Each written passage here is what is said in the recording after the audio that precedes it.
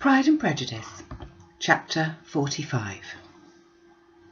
Convinced as Elizabeth now was that Miss Bingley's dislike of her had originated in jealousy, she could not help feeling how very unwelcome her appearance at Pemberley must be to her, and was curious to know with how much civility on that lady's side of the acquaintance would now be renewed.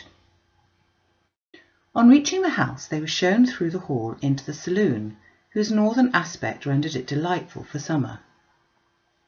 Its windows, opening to the ground, admitted a most refreshing view of the high woody hills behind the house, and of the beautiful oaks and Spanish chestnuts which were scattered over the intermediate lawn. In this room they were received by Miss Darcy, who was sitting there with Mrs Hurst and Miss Bingley, and the lady with whom she lived in London. Georgiana's reception of them was very civil, but attended with all that embarrassment which, though proceeding from shyness and the fear of doing wrong, would easily give to those who felt themselves inferior the belief of her being proud and reserved. Mrs Gardiner and her niece, however, did her justice and pitied her. By Mrs Hurst and Miss Bingley they were noticed only by a curtsy, and on their being seated a pause, awkward as such pauses must always be, succeeded for a few moments. It was first broken by Mrs Annesley, a genteel, agreeable-looking woman, whose endeavour to induce some kind of discourse proved her to be more truly well-bred than either of the others, and between her and Mrs Gardiner, with occasional help from Elizabeth, the conversation was carried on. Miss Darcy looked as if she wished for courage enough to join in it, and sometimes did venture a short sentence when there was least danger of it being heard. Elizabeth soon saw that she was herself closely watched by Miss Bingley, and that she could not speak a word, especially to Miss Darcy, without calling her attention. This observation would not have prevented her from trying to talk to the latter had they not been seated at an inconvenient distance, but she was not sorry to be spared the necessity of saying much. Her own thoughts were employing her. She expected every moment that some of the gentlemen would enter the room. She feared that the master of the house might be amongst them, and whether she wished or feared it most she could scarcely determine. After sitting in this manner a quarter of an hour without hearing Miss Bingley's voice, Elizabeth was roused by receiving from her a cold inquiry after the health of her family. She answered with equal indifference and brevity, and the other said no more.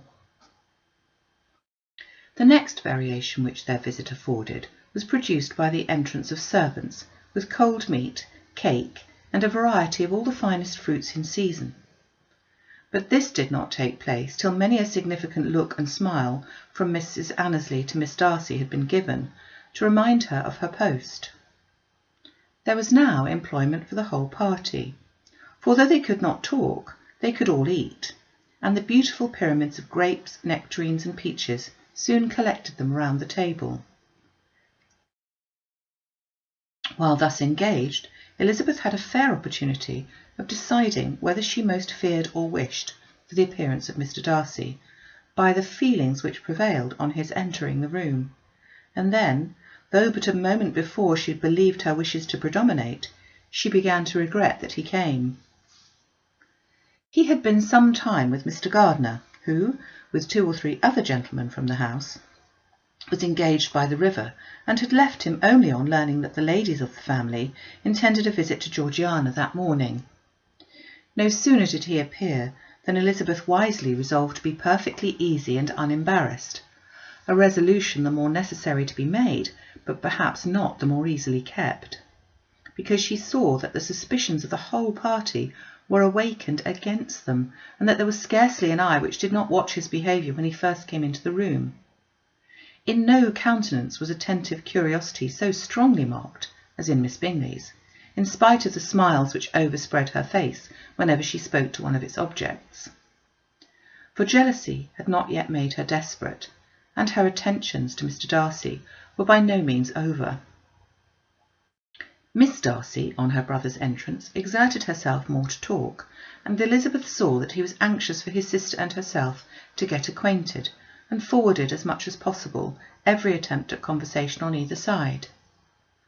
Miss Bingley saw all this likewise, and in the imprudence of anger took the first opportunity of saying with sneering civility, "Pray, Miss Eliza, are you not the militia removed from Meryton? They must be a great loss to your family."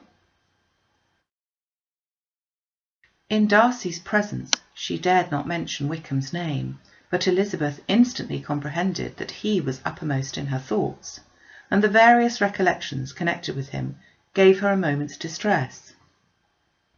But exerting herself vigorously to repel the ill-natured attack, she presently answered the question in a tolerably disengaged tone. While she spoke, an involuntary glance showed her Darcy, with a heightened complexion, earnestly looking at her, and his sister overcome with confusion and unable to lift up her eyes. Had Miss Bingley known what pain she was then giving her beloved friend, she undoubtedly would have refrained from the hint, but she had merely intended to discompose Elizabeth by bringing forward the idea of a man to whom she believed her partial, to make her betray a sensibility which might injure her in Darcy's opinion, and, perhaps, remind the latter of all the follies and absurdities by which some part of her family were connected with that corps. Not a syllable had ever reached her of Miss Darcy's meditated elopement. To no creature had it been revealed, where secrecy was possible, except to Elizabeth. And from all Bingley's connections her brother was particularly anxious to conceal it, from that very wish which Elizabeth had long ago attributed to him, of their becoming hereafter her own. He had certainly formed such a plan, and without meaning that it should effect his endeavour to separate him from Miss Bennet, it is probable that it might add something to his lively concern for the welfare of his friend. Elizabeth's collected behaviour, however, soon quieted his emotion, and as Miss Bingley, vexed and disappointed, dare not approach nearer to Wickham, Georgiana also recovered in time, though not enough to be able to speak any more. Her brother, whose eye she feared to meet, scarcely recollected her interest in the affair, and the very circumstance which had been designed to turn his thoughts from Elizabeth seemed to have fixed them on her more, and more cheerfully. Their visit did not continue long after the question and answer above mentioned, and while Mr. Darcy was attending them to their carriage, Miss Bingley was venting her feelings in criticisms on Elizabeth's person, behaviour, and dress. But Georgiana would not join her. Her brother's recommendation was enough to ensure her favour. His judgment could not err, and he had spoken in such terms of Elizabeth as to leave Georgiana without the power of finding her otherwise than lovely and amiable. When Darcy returned to the saloon, Miss Bingley could not help repeating to him some part of what she had been saying to his sister.